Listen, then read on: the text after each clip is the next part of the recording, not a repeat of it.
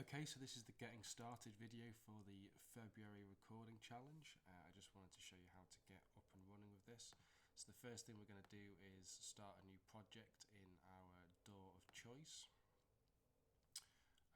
I've provided more audio files this time around, so instead of giving you a mixed drum track, I've actually given you the individual parts of the drum, so it's kind of simulated as being mic'd up. So we need a few more audio files this time around.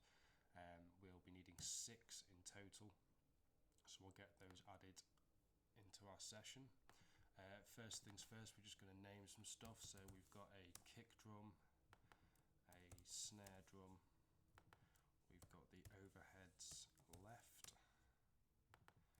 overheads right, we've got a room mic, and we've got a bass track.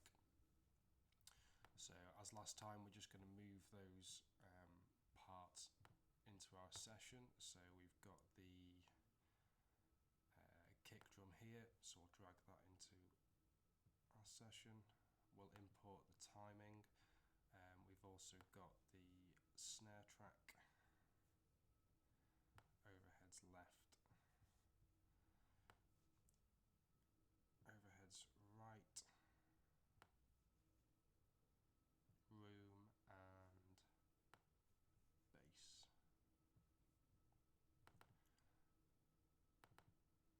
So there we've got all of the parts. You just need to make sure they all start at the beginning of the track. Maybe you should have changed the beats per minute to 110 beforehand. Also, if you're planning on using software instruments to get everything synced up nicely, you're probably going to want to change the time signature to 6/8.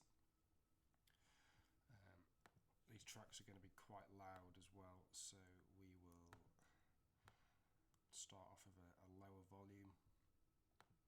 And if all's gone to plan, when we click play now, all of these should be in sync.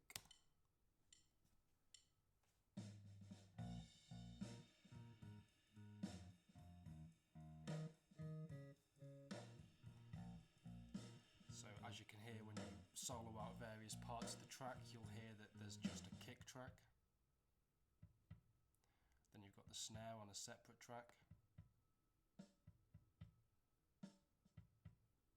Then you've got your overheads, which will give you your cymbals and your toms. Then you'll also have your room mic, which will give you a bit more presence for the kick and the snare. And then finally you've got your bass track.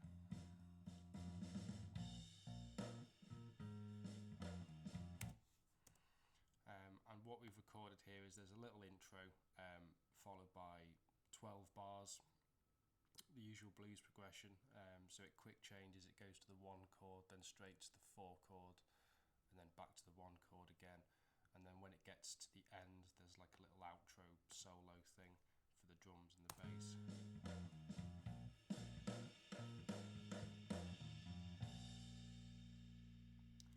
And one thing I didn't realise until too late into the recording was that I'd actually cut off the sound of the cymbals. So one thing that you might want to look at doing, it'd be different for various different DAWs, is just making sure that there's a fade on all of those drum tracks towards the end, just to make sure that the cymbals aren't cutting off.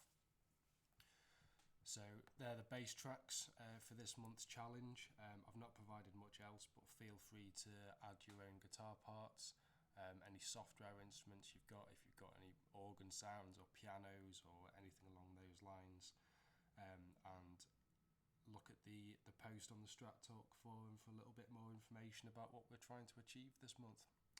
Okay, thanks for watching.